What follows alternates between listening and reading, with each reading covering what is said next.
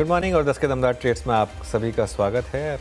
बिरूर में रहेंगे आपके साथ। हमारे साथ अमित सेठ और रचना वैद्य पिछले शो से बने हुए हैं। साथ ही जेएम फाइनेंशियल की सोनी पटनायक और शेर खान के जतिन गेडिया अपनी टॉप ट्रेड्स के साथ जुड़ेंगे। बिग मार्केट वॉइसेस में आज हमारे साथ हीलियोस इंडिया के सीईओ दिनशो ईरानी जुड़ेंगे और साथ ही मार्केट टेक्निकल्स के लिए हमारे साथ जेएम फाइनेंशियल सर्विसेज के director and head of research Rahul Sharma मौजूद रहेंगे। तो ये सब कुछ ही देर में शो में आपके लिए एक लिस्टिंग की तैयारी हो रही है, वो भी आपको स्क्रीन पर दिखाई देगा। इनफैक्ट वो लिस्टिंग अब हो चुकी है। एक बार लेकर आइए उस लिस्टिंग को। अच्छी खासी लिस्टिंग, आई थिंक 42% पर सेटल हुआ था प्री ओपन में और अब करीब 43% ऊपर प्रिसीजन गाला प्रिसीजन इंजीनियरिंग उसकी लिस्टिंग जो हुई स्क्रीन पर। चलिए मार्केट पर आते हैं एक बार। मार्केट में आज सुबह के लो से अच्छी खासी रिकवरी इस समय आपको स्क्रीन पर दिखाई देगी। निफ्टी ग्रीन में आया है इनफैक्ट एक बार के लिए। बैंक निफ्टी में रिकवरी ज़्यादा स्ट्रॉन्ग है, करीब 50-55 पॉइंट ग्रीन में अब बैंक निफ्टी। हालांकि मिड कैप्स में आज अंडर परफॉर्मेंस है। रिकवरी है लेकिन फिर भी मिड कैप इंडेक्स 300 पॉइंट नीचे और एडवांस डिक्लाइन काफ़ी ख़राब है अभी के लिए, 1:2.5 का एडवांस डिक्लाइन। आज के चलने वाले स्टॉक्स में सबसे ऊपर insurance stocks, SBI Life Nifty का टॉप गेनर 1.5% ऊपर। उसके अलावा एचडीएफसी लाइफ में भी थोड़ी सी बाइंग है। ICICI bank, Lever, Tata Consumer, ये कुछ और स्टॉक्स हैं जहां पर इस समय बाइंग दिखाई देगी आपको। लोअर साइड पर ओएनजीसी 3% नीचे, 300 के नीचे। हिंडाल्को, टाटा मोटर्स, ये कुछ और स्टॉक्स हैं जहां पर थोड़ी सी गिरावट है। एफएनओ स्टॉक्स की जहां तक बात है उसमें सबसे ऊपर इंडिया मार्ट, उसके बाद आईईएक्स, फिर डीएलएफ और लोअर साइड पर पीएफसी, आरईसी और एक्साइड इंडस्ट्रीज। वीरो ओके, तो ये था थोड़ा सा अगर आप देखें बाजार का अब तक का रुझान जो अनुज प्रस्तुत कर रहे थे। अब आते हैं आज के कॉल्स पे। हमारे साथ रचना वैद्य, अमित सेठ, सोनी पटनायक, जतिन गेडिया मौजूद हैं। Soni ji good morning. पहले आपका ट्रेड आज का फ्रेश पर्सपेक्टिव के मुताबिक आपके ट्रेड क्या रहेंगे? जी गुड मॉर्निंग एवरीवन। मुझे लगता है यहाँ पे आईईएक्स पे एक अच्छा फोकस कर सकते हैं। फ्यूचर्स में हम बाय कर सकते हैं। 211 का यहाँ पे रेट चल रहा है। यहाँ पे स्टॉप लॉस लगाएंगे 205 का। पहला टारगेट रहेगा 217, दूसरा टारगेट रहेगा 220। आईएक्स एक इकलौता स्टॉक है जहां पे हम देख सकते हैं कि वो अपने ब्रेकआउट के लेवल के ऊपर सस्टेन कर रहा है और 205 के ऊपर अभी कंसोलिडेट फेज में है। काफी अग्रेसिव कॉल राइटर्स हैं, तो अगर आईएक्स यहाँ से 211 212 लेवल को क्रॉस करता है, राइटर्स एग्जिट करेंगे पोजीशन और शॉर्ट कवरिंग काफी शार्प नजर आ सकती है। सो मुझे लगता है टुवर्ड्स 220 एक बार टेस्ट कर सकता है। दूसरा बाय कॉल रहेगा यहाँ पे बर्जर पेंट पे, जहां पे हम देख सकते हैं कि एक 600 लेवल के ऊपर एक अच्छा ऑप्शन चेन ब्रेकआउट नजर आया है। सो बर्जर पेंट फ्यूचर्स पे बाय कर सकते हैं। यहाँ पे 603 चल रहा है और इसी रेंज पे बाय कर सकते हैं। स्टॉप लॉस लगाए 594। पहला लक्ष्य रहेगा 620, उसके ऊपर सस्टेन करता है तो 630 के टारगेट्स भी नजर आ सकते हैं। ओके, तो ये इस समय सोनी जी की पिक आईईएक्स और बर्जर पेंट्स।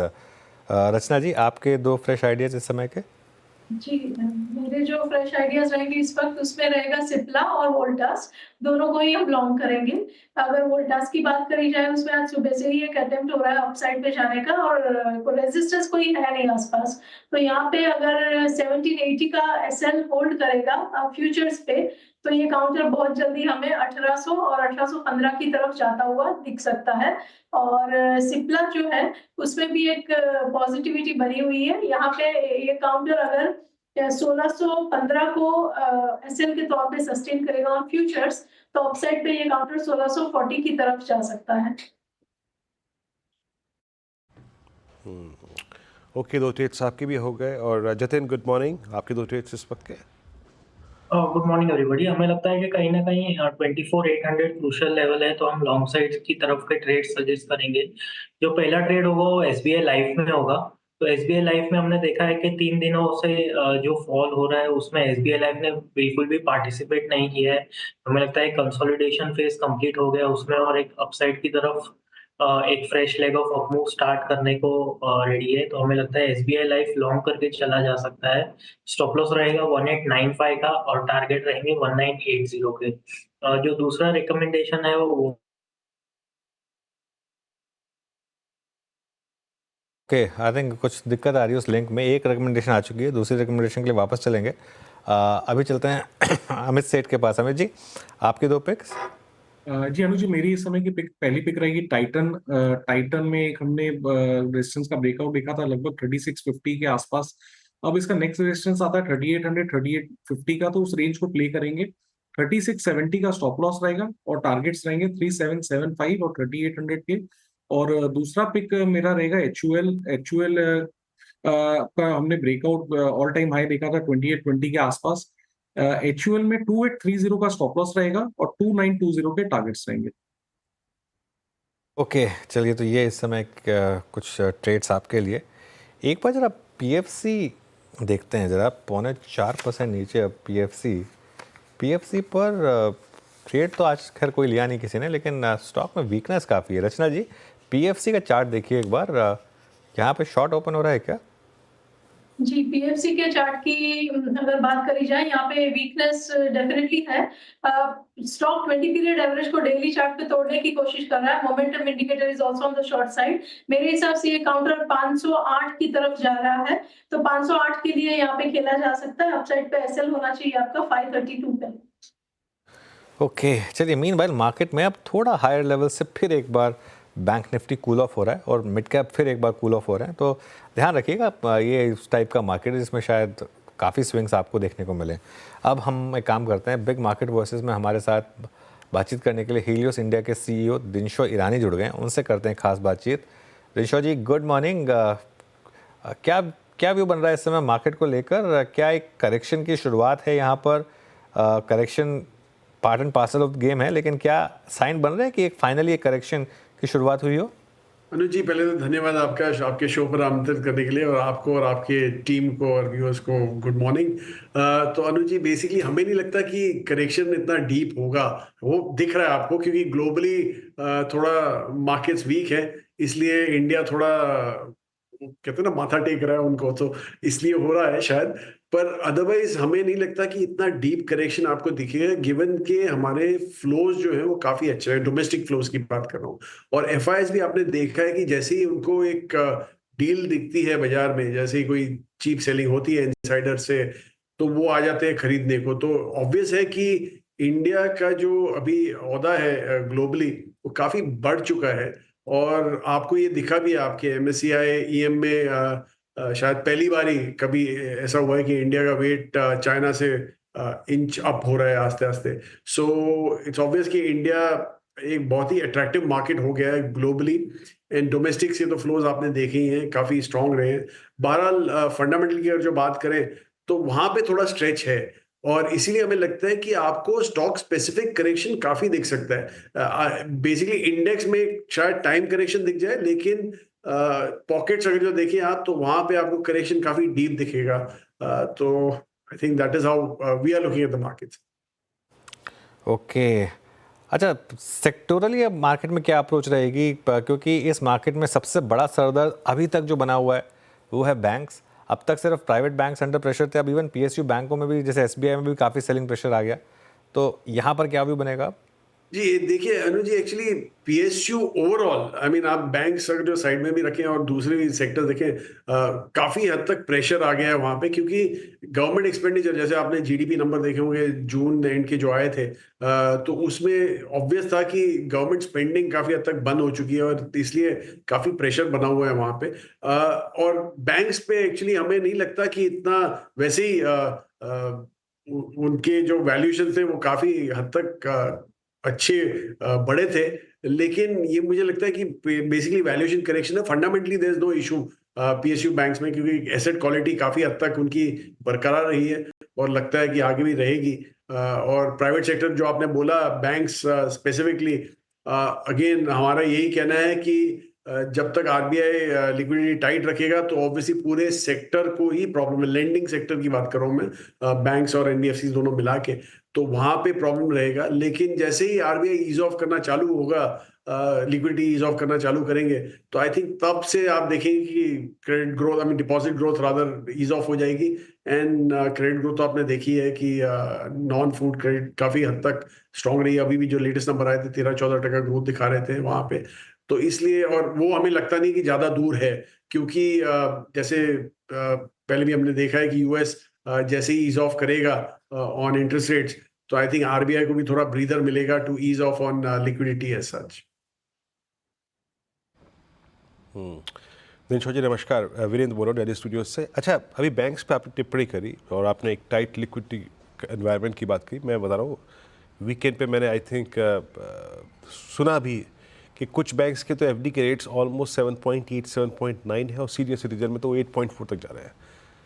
इसी दौर में जिस टाइट लिक्विडिटी और बड़े हायर लेवल्स के I think deposit rates offer किए जा रहे हैं, उस वक्त एनबीएफसीज बहुत अच्छा कर रही हैं। अब उसके कारण भले ही अलग हो सके, अगर चाहे वो एचएफसीज को देखिए, बजाज हाउसिंग के आईपीओ के चलते, या फिर गोल्ड फाइनेंस कंपनियां।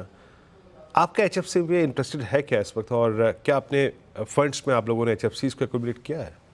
जी बिल्कुल बिल्कुल वीरू जी, एक्चुअली हमें तो वो काफ़ी पसंद है, इसलिए हमारे जो फाइनेंशियल सर्विसेज फंड में है वहाँ पे 2-3 एचएफसीज हमने एक्सपोजर लिए हुए हैं। अनफॉर्चुनेटली 2-3 ही है, मतलब 3-4 हैं शायद लिस्टेड स्पेस में, पर 2-3 में हमारा एक्सपोजर है। और दूसरा आपने जो बोला कि जो एनबीएफसी स्पेस है वहाँ पे अगर जो आप वो भी साइड में लेंडिंग स्पेस साइड में रखें फाइनेंशियल सर्विसेज में, तो नॉन लेंडर्स मतलब एज इन जो सर्विसेज वाली कंपनीज हैं वो तो बहुत ही बढ़िया कर रही हैं आज की तारीख में। इसलिए हमें लगता है कि वहां पे आपको ज्यादा ग्रोथ दिखेगा देन लेंडिंग सेगमेंट। और दूसरा जो आपने बोला कि जैसे जो प्रेशर गिर रहा है डिपॉजिट रेट्स पे जिस हिसाब से बढ़े जा रहे हैं, मुझे I am sure RBI also comfortable नहीं है वहां पे, क्योंकि उनको आपको ऑब्वियसली बैंक इतना एब्जॉर्ब नहीं करेगा, they will pass it on to the end consumer. जो हाइक होगा उनका कॉस्ट ऑफ बोरोइंग जो हो रहा है वो they lend on pass on to the consumer. तो वहां पे आप देखिए कि रियल इंटरेस्ट रेट जो है इंडिया में काफी हाई हो चुके हैं, हिस्टोरिकली तो ऑल टाइम हाई पे है शायद। तो वो मुझे लगता है कि आरबीआई भी कंफर्टेबल है, इसलिए हमें लग रहा है कि वेरी शॉर्टली आप देखेंगे कि इक्विटी पहले जो चालू होगा वो लिक्विडिटी ईज ऑफ होगा and probably afterwards interest rate cut भी चालू हो जाएंगे। चलिए, तो एक तो मतलब बाजार के दो धड़ों की बात हो गई यहाँ पे, बैंक्स, एनबीएफसीज। एक और थोड़ा चैलेंजिंग फेज से गुजर रहा है auto segment, not exactly two wheeler space, वो है पैसेंजर व्हीकल सेगमेंट। और जरा प्लीज़ एक बार निफ्टी ऑटो का चार्ट लेके आइएगा। निफ्टी ऑटो आपकी स्क्रीन पे 25,362 पे आज अपने 50 डे एक्सपोनेंशियल मूविंग एवरेज को वायलेट करके ट्रेड कर रहा है। ये जो इनफैक्ट फादर ने भी एक अलर्ट जारी किया था Dinshaw ji, specially for banks and NBFCs के जो फंडिंग करते हैं वो डिस्ट्रीब्यूटर्स की, डीलर्स की, माफ़ कीजिएगा, उस पर उन्होंने एक रेड फ्लैग रेज किया था। जिस प्रकार की इन्वेंट्रीज हैं पैसेंजर व्हीकल सेगमेंट में, और अब एक फेस्टिवल सीजन शुरू हो रहा है, आपका ऑटो पे क्या स्पेशली पैसेंजर व्हीकल सेगमेंट पे टेक है? जी आई थिंक पीवी व्हीकल में एक्चुअली वो एक जो होता है ना ग्लेरिंग एग्जांपल है डिमांड स्लोडाउन का, वो आपको पीवी सेगमेंट में दिख रहा है। वहाँ पे जो इन्वेंट्री बिल्डअप हुए हैं ऑलमोस्ट 2 महीने के आसपास इन्वेंट्री अभी घूम रही है वहाँ पे डीलर के एंड पे, जो हेल्दी नहीं है। नॉर्मली 1 महीना मैक्सिमम होती थी डीलर की एंड पे इन्वेंट्री, पर अभी क्लोज टू 2 मंथ्स हो गई है। तो ये सब हेल्दी साइंस नहीं है, और एक्चुअली हमें नहीं लगता कि फेस्टिव सीजन भी इसको इतना पुश कर सकेगा गोइंग फॉरवर्ड, क्योंकि ऑलरेडी देखा है आपने साउंड बाइट इतने पॉजिटिव नहीं आए। जो फेस्टिव सीजन अभी चालू हुआ है, गणेश चतुर्थी एक बहुत ही बढ़िया दिन था, पर इतना बढ़िया ऑफटेक नहीं हो रहा है वहां पे उस समय भी। तो अभी देखते हैं आगे चल के शायद पिकअप आ जाए, लेकिन हमें बिल्कुल कंफर्ट नहीं है पीवी सेगमेंट पे। और इनफैक्ट हमारे जो एनबीएफसी जो हमारे पास है, जो एचएफसी के बिसाइड्स हैं, वो हमारे सीवी लेंडर्स मोर फोकस्ड है देन पीवीज, तो इसलिए हमें वहां पे ज्यादा कंफर्ट है देन, और वो भी सीवीज पे इसलिए कंफर्ट है क्योंकि एक तो इकोनॉमिक ग्रोथ के लिए आपको कमर्शियल व्हीकल की जरूरत पड़ती है। पीवीज में भी आपने देखा है कि एसयूवी जो सेगमेंट था वही था जो ग्रो हो रहा था, वो अभी स्लो डाउन की फेज पे है। These are all alarming signs, तो बहुत ही कंसर्निंग है on the consumption front. Okay Dinesh ji, तो नया पैसा अभी आप कहाँ डाल रहे हैं? कोई इंटरेस्टिंग थीम जो आपने अभी स्पॉट की हो, सेक्टर या स्टॉक स्पेसिफिक? जी एक्चुअली प्लेटफॉर्म जो थीम है हमारी अनुज जी, वो काफी हद तक बरकरार है, और वो हमें लगता है कि प्लेटफॉर्म कंपनीज ही हैं विच आर डिसरप्टर्स। कोई भी आप सेगमेंट में देख लीजिए वही डिसरप्टर होते हैं, तो हमें लग रहा है कि वहां पे आपको अच्छा ऑफ टेक देख सकता है गिवन दैट इकोनॉमी ग्रो हो रही है। और दूसरा एक्चुअली जो आपने बोला नया पैसा, हम इतने रश में नहीं है आज की तारीख में नया पैसा इन्वेस्ट करने के लिए, तो जो भी छोटा मोटा हमें आइडिया दिखता है वहीं पे जाते हैं, ज्यादा इन्वेस्ट नहीं कर रहे आज की तारीख में, we would rather keep some cash. Okay बिल्कुल, तो प्लेटफॉर्म कंपनियों पर खैर आप काफ़ी पॉजिटिव रहे भी हैं। जोमेटो ये टॉप पिक या कोई और भी ऐड किया आपने इसमें? जी, जोमेटो तो है ही है हमारा टॉपिक। टॉपिक मतलब प्लेटफॉर्म कंपनी में टॉपिक है। फिर हमारे पास एक फार्मा रिलेटेड एक प्लेटफॉर्म कंपनी जो रिसेंट आईपीओ आया था, वो उसमें हमारा काफ़ी हद तक वो है। फिर एक D2C कंपनी थी जिसमें अगेन एक आईपीओ आया था जहाँ पे हमें कंफर्ट है। और ऑब्वियसली फिनटेक का प्ले तो हमारा फेवरेट है, जो हमने होल्ड किया था पहले बिकॉज रेगुलेटरी एक्शन काफ़ी था, लेकिन अभी मतलब पिछले हफ्ते 2-3 हफ्तों से हम ऐड करने लगे हैं वहां पे भी, अभी कंफर्ट आ रहा है वहां पे। ओके, पेटीएम 594 पे ट्रेड कर रहा है आपकी स्क्रीन पे। चलिए अच्छा, एक दो स्टॉक्स पे और यहाँ पर दिलशॉ जी की राय ले लेते हैं। ये मैंने मोटे तौर पे काफ़ी सारे सेक्टर्स कवर कर लिए यहाँ पे, लेकिन एक सेक्टर जिसकी सुबह से बात मैं कर रहा हूँ, कैपिटल गुड्स, उसको थोड़ा सा किनारे रख के मैं कैपिटल गुड्स में से ही हल्का सा एक चंक और वाइट गुड्स सेगमेंट का, लाइक वोल्टास, लाइक हेवल्स, इसको पिक करता हूँ। वोल्टास हेवल्स ने बहुत स्ट्रॉन्ग मूव दिया था। अल्टीमेटली दिलशॉ जी, आपका वाइट गुड्स सेगमेंट पे क्या व्यू है? आप डिक्सन को देखिए, PLI का ये प्लेयर क्या पैसा बना के देखे गया, आई मीन ऑलमोस्ट 13,500। इस सेगमेंट पे आपका व्यू, या फिर इनमें से कोई आपने स्टॉक इंक्लूड किया हुआ था कि अपने पीवीएस में या फिर फंड? जी, हमने PLI में जैसे आपने बोला वही एक स्टॉक था जो हम शायद जल्दबाजी में निकल गए वहां से। लेकिन जो आपने व्हाइट गुड्स की बात की, वहां पे एक्चुअली आप देखिए जो सेगमेंट चले वो सब समर रिलेटेड सेगमेंट थे, मतलब AC चला, फैंस चले, यही सब, कूलर्स वगैरह, ये सब सेगमेंट ही चला। अदरवाइज व्हाइट गुड्स ओवरऑल इतना बढ़िया नहीं किया। इनफैक्ट आप डीलरशिप से भी बात करें तो करते तो यही निकलता था कि अरे ACs में तो लाइन लगी हुई है लोगों की खरीदने की, तो इसलिए हमें लग रहा है कि वो सेगमेंट की अभी स्टोरी ओवर हो गई है। और वैल्यूएशन एक्चुअली आप देखें तो काफी हद तक स्ट्रेच्ड है वहां पे, इसलिए हमें आज की तारीख में कंफर्ट नहीं है। और दूसरा डिमांड ऑफ टेक भी नहीं है ऑन द कंजम्पशन फ्रंट, तो इसलिए we would rather stay away. That's what our feels. Okay चलिए, अब दिलशॉ जी बहुत बहुत शुक्रिया आज हमारे साथ जुड़ने के लिए और इन सब टॉपिक्स पे बात करने के लिए। अब थोड़ी सी मार्केट की टेक्निकल्स की बात हो जाए। JM फाइनेंशियल के डायरेक्टर और head of research Rahul Sharma हमारे साथ जुड़ गए हैं। Rahul ji good morning. राहुल जी, क्या करेक्शन की शुरुआत हुई है आपके हिसाब से?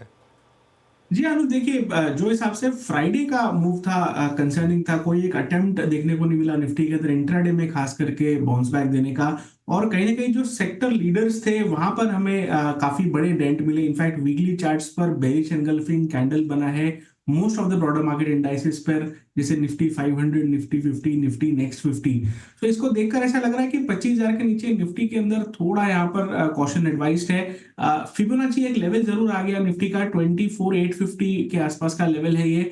आज के सेशन में एक अटेम्प्ट जरूर हो रहा है कि यहाँ पर एक तरह से स्टेबलाइज होने की कोशिश हो रही है, एटलीस्ट जो अभी तक का ट्रेड हुआ है उसको देखकर ऐसे लग रहा है। तो मेरे हिसाब से आज का जो क्लोजिंग है वो इंपॉर्टेंट हो जाता है। अगर यहाँ पर से बाउंस, अगर ये बाय ऑन डिप वाला मार्केट है तो हमारा मानना है यहीं से बाय निफ्टी के अंदर देखने को मिलेगा और बाउंस बैक जो है निफ्टी को 25,000 के ऊपर वापस ले जा सकता है। तो फिलहाल वेट एंड वॉच कीजिए। जो हमारा लॉन्ग व्यू हमने लास्ट वीक इनिशिएट किया था उसके लिए हमने क्लाइंट्स को एडवाइस किया है कि 24,800 का स्टॉप लॉस रखे क्लोजिंग बेसिस पर लॉन्ग पोजीशंस के लिए। 24,800 का लेवल अगर टूटता है तो हमें लगता है कि नीचे में 24,500, 24,450 तक की जगह खुलती हुई दिखेगी। जो वीकेस्ट सेक्टर्स है मार्केट के अंदर, PSU बैंक्स काफी प्रेशर में देखने को मिल रहे हैं और कहीं ना कहीं जो डिफेंसिव्स है वो वापस फ्लेवर में आते हुए दिख रहे हैं, जैसे FMCG।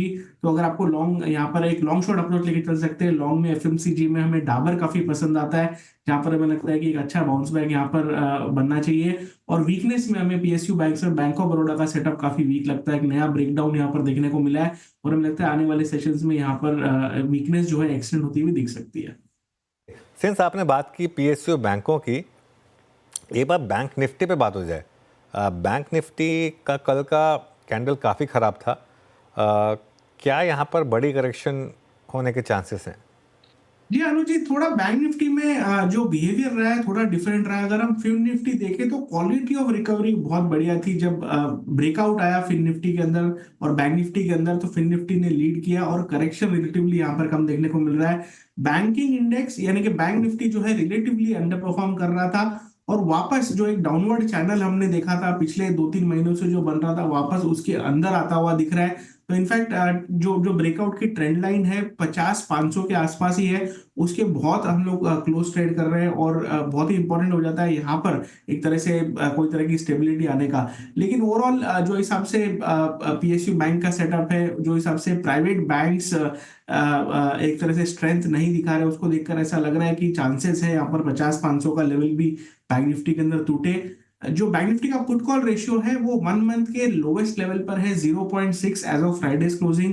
तो वो काफी ओवरसोल्ड है डेफिनेटली। यहाँ पर इनफैक्ट काफी aggressive call writing banking index में देखने को मिली और 51,000 का लेवल जो है पाइवोटल लेवल का काम करेगा। अगर शॉर्ट्स को किसी तरीके से भी चैलेंज करना है, 51,000 का लेवल निकालना बैंक निफ्टी के लिए बहुत जरूरी है। उसके नीचे स्ट्रांगली बेयर ग्रिप के अंदर बैंकिंग इंडेक्स दिखाई देता है आने वाले समय में। राहुल जी नमस्कार, दिल्ली स्टूडियो से वीरेंद्र बोल रहा हूँ। और ये निफ्टी आईटी पर आपका, स्पेशली मिड कैप आईटी में कुछ कैंडिडेट्स पे आपका व्यू क्या है? ओरेकल फाइनेंशियल्स हो गया, एम्फेसिस हो गया, एलटीआई माइंट्री हो गया। अभी आप देखिए ये निफ्टी आईटी आज भी 42,254 पे हाई ट्रेजेक्ट्रीज को होल्ड कर रहा है। I think still holding itself above 10-day exponential moving average. Mid cap IT में आपका इंटरेस्ट कहाँ पर है इस वक्त? ये देखिए आईटी लाइक रिलेटिवली अच्छा परफॉर्म कर रहा है। आईटी इंडेक्स में करेक्शन इतना सीवियर नहीं रहा, इनफैक्ट आउट परफॉर्म कर रहा है। और मिड कैप आईटी में 2-3 नाम हमें काफी अच्छे लग रहे हैं। सबसे पहला जो सेटअप है हमें कोफोर्ज का काफी बढ़िया लग रहा है। फ्राइडे के सेशन में भी नेगेटिव मार्केट में यहाँ पर एक अच्छा बाइंग देखने को मिला था और अभी भी यहाँ पर सेटअप जो है वो 7,000 के लिए मजबूत दिखाई देता है। जहां तक एलटीआई माइंट्री का सेटअप है, एलटीआई में भी काफी अच्छा सेटअप है। इनफैक्ट स्टॉक कंसोलिडेट कर रहा है और हमें लगता है कि अभी जो ब्रेकआउट देखने को मिलेगा इसके अंदर तकरीबन 6500 तक के लेवल्स एलटीआई माइंट्री में देखने को मिलेंगे। तो ओवरऑल मिड कैप आईटी में अभी भी एक तरह से स्ट्रेंथ बरकरार है और कहीं ना कहीं ये जो सितंबर में रेट कट की जो बात है यूएस में, उसको लेकर यहाँ पर पॉजिटिव अपबीट है। ये एक तरह से लाइक डिफेंसिव वाला मार्केट हो जाता है। जैसे हमने बात की एफएमसीजी, कुछ हद तक फार्मा और आईटी, ये 3 सेक्टर्स है जहां पर अभी भी रिलेटिव आउट परफॉर्मेंस मार्केट के अंदर बनी हुई है। हो सकता है कि ये लीडरशिप की तरफ वापस जाते हुए दिखे और जो बाकी सेक्टर्स और स्टॉक्स की हमने बात की वहां पर एक तरह से बैकसीट में यानी कि Tier 2 एक्शन यहाँ पर देखने को मिल सकता है। अच्छा राहुल जी, आपके आने से पहले अभी दिनशॉ जी से बात भी कर रहा था मैं एक वीक सेगमेंट, एक बाजार की कमज़ोर कड़ी के बारे में। वो थे ऑटोज़ और निफ्टी ऑटो मेरे ख्याल से कई समय बाद अपने कुछ क्रिटिकल एवरेजेस को तोड़ रहा है। इनफैक्ट मैं यहाँ पे ले भी लेता हूँ। निफ्टी ऑटो इंडेक्स रखेंगे प्लीज़ ज़रा स्क्रीन पे, 25394 और ये अब 50-day माह की ट्रेजेक्ट्री के नीचे ट्रेड करता हुआ और मुझे अच्छी तरीके से चार्ट्स पे विजिबल है कि अब तक तो 50-day माह ने एक सपोर्ट के तौर पे काम किया है। मतलब आप समझ लीजिए कि अप्रैल 2023 यानी करीब 1.25 साल से ज़्यादा की समय अवधि हो गई, ये 50-day माह पे टिका नहीं है कभी भी, हमेशा पुल बैक दे दिया है। क्या इस बार कोलैप्स का फियर है क्या? जी अनुज जी, देखिए जो करेक्शन हमने देखा है उसका सीवियरिटी इतना ज्यादा नहीं रहा है। हमने एक सिमिलर करेक्शन देखा था अगस्त फर्स्ट वीक में भी, जहां पर 4 दिन में करेक्शन पूरा हुआ था और कहीं ना कहीं जो रिकवरी थी स्लो ग्रेजुअल थी। इनफैक्ट अभी वाला जो करेक्शन वो इतना स्टीप नहीं है और खास करके लाइक जो 50 दिन का मूविंग एवरेज है इसने अगस्त में भी एक तरह से सपोर्ट का काम किया था। तो हमारा ये मानना है कि बाय ऑन डिप की रणनीति रखे ऑटो सेक्टर के अंदर इतनी वीकनेस नहीं लग रही है। जो हिसाब से जो हमने प्रीवियस करेक्शंस देखे थे वो भी बाइंग होते हुए दिखे। तो तकनीकी रूप से हमारा मानना है कि रिस्क रिवॉर्ड जो है 25,300 के आसपास, यानी कि जो 50 दिन की मूविंग एवरेज है इसके आसपास रिस्क रिवॉर्ड जो है लॉन्ग्स के लिए फेवरेबल है। तो अक्यूमुलेट करें यहाँ पर एक भाव पे ना ले, लेकिन ओवरऑल हमें लग रहा है कि इंक्रीमेंटली यहाँ पे रिस्क रिवॉर्ड बेहतर होता हुआ दिख रहा है ऑटो सेक्टर के अंदर। रिस्क रिवॉर्ड बेटर है। अच्छा, एक स्टोरी जो इस नेगेटिव और इस नकारात्मक माहौल में जो अभी तक हमारे पक्ष में है राहुल जी, वो है कच्चा तेल। अब एशियन पेंट्स पे उसका इम्पैक्ट क्लियरली विजिबल है, पिडिलाइट पे, इंडिगो पे। क्रूड की थीम को अपने क्लाइंट्स के साथ कैसे आई थिंक आउटलुक शेयर किया है आपने, क्या मतलब इनफैक्ट क्रूड एंड गोल्ड दोनों चीज़ें अगर आप देखें आपको एक ट्रेडिंग स्विंग प्रोवाइड करा रही हैं, वहाँ पे पूरा का पूरा जेम्स एंड ज्वेलरी का स्पेस अच्छा कर रहा है। इन दोनों आई थिंक डेवलपमेंट्स को आप कैसे चेज कर रहे हैं? जी हाँ, देखिए जहां तक ब्रेंट ऑयल का सवाल है, देखिए एक ब्रेकडाउन प्रीवियस वीक में देखने को मिला। ब्रेंट ऑयल के चार्ट्स के अंदर तकरीबन $74 के आसपास ये ब्रेकडाउन बना और इसको देखकर ऐसा लग रहा है कि ओवरऑल क्रूड का जो सेटअप था वो ऑलरेडी एक बड़े रेंज में साइडवेज था। अब ये साइडवेज ट्रैक्शन शायद $5 से $10 नीचे शिफ्ट होता हुआ दिखे तो अगले जो पड़ाव है क्रूड के अंदर तकरीबन $65 पर बैरल के आसपास के है। तो हमें लगता है कि जो रेंज है वो नीचे में शिफ्ट होती हुई दिखेगी और ओवरऑल जो इनसे रिलेटेड स्टॉक्स है यानी कि एशियन पेंट्स, पीडीलाइट, इनमें पॉजिटिव मोमेंटम और ट्रैक्शन बिल्कुल बनता हुआ दिखेगा। तो यहाँ पर पॉजिटिव बायस रखिए जो क्रूड रिलेटेड स्टॉक्स है और क्रूड के अंदर जो सेटअप है वो क्लियरली लाइक यहाँ पर वीकनेस एक्सटेंड होता हुआ दिख रहा है। हालांकि कोई बड़ा क्रैक नहीं है कि ऐसा नहीं है कि 20% करेक्ट हो जाएगा, लेकिन डाउनवर्ड ट्रेजेक्टरी डेफिनेटली यहाँ पर शिफ्ट होती हुई दिखी है। जहां तक गोल्ड का सवाल है, गोल्ड के अंदर डेफिनेटली देखिए स्ट्रेंथ बनी हुई है। इनफैक्ट जो अपर एंड ऑफ ट्रेजेक्टरी है उसके पास रेगुलरली ट्रेड कर रहा है। पिछले 10-15 सेशन हो गए। अगर यूएसडी टर्म से बात करें तो $2500 की एक तरह की सीलिंग है या रेजिस्टेंस है। ये लेवल जैसे ही निकलता है गोल्ड के अंदर भी हमें लगता है कि नया मोमेंटम आता हुआ दिखेगा। फिलहाल जो सेटअप है गोल्ड का बायो डिप का है। अगर यहाँ से 4 से 5% का करेक्शन आता है तो मल्टीपल सपोर्ट एरियाज है गोल्ड के अंदर जो प्रीवियसली भी बाइंग होती हुई दिखी है। तो गोल्ड रिलेटेड जो स्टॉक्स है उनमें हमें लगता है कि पॉजिटिव सेटअप है।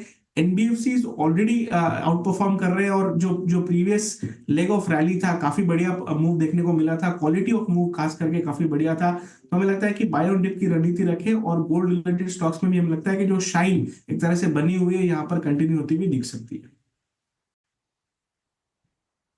ओके, चलिए तो बहुत बहुत शुक्रिया आप इस कार्यक्रम में शामिल हुए राहुल जी और सभी स्टॉक्स पर व्यू शेयर किया आपने, बहुत बहुत शुक्रिया।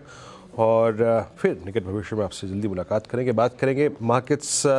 देखिए टर्बुलेंस है बट अभी तक अगर आप इस सेशन की क्रिटिकल चीज़ को देखें तो वो ये है कि कोलैप्स हुए, एक recovery I, but in recovery Nifty के लिए वो चीज़ जो काम कर गई वो थी 20-day एक्सपोनेंशियल एवरेज। वो ट्रैजेक्टरी अभी भी एक पार नहीं हुई, वहीं से फिर कोलैप्स आया। तो मेक और break level if you are holding short या फिर लॉन्ग जाने के लिए वो यही होगा 24,880 921 20-day एक्सपोनेंशियल एवरेज। एक ब्रेक के बाद ट्रेडर्स हॉटलाइन नीरज जी के साथ। नमस्कार।